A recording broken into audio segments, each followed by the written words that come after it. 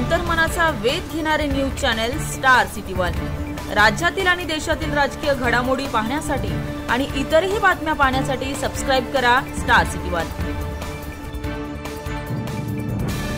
दर्शन घेतलेलं आहे, काय भावना आहे, काय सांगाल दादा? एक तर परमेश्वराचे आभार कधी मानायचे नसतात, आनंद व्यक्त करायचा असतो। तसं एक आनंदाची भावना व्यक्त करायला सारखं आलो।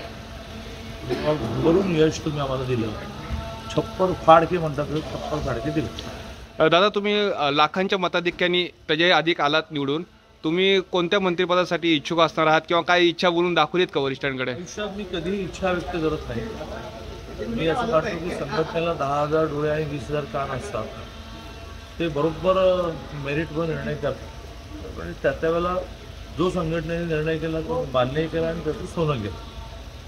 काल शिंदे साहेबांनी राजीनामा दिल्यानंतर दोन नावांची चर्चा आहे, एक म्हणजे अजितदादा आणि दुसरे म्हणजे देवेंद्रजी। त्या दोघांपैकी कोण मुख्यमंत्री होईल असं तुम्हाला वाटतंय?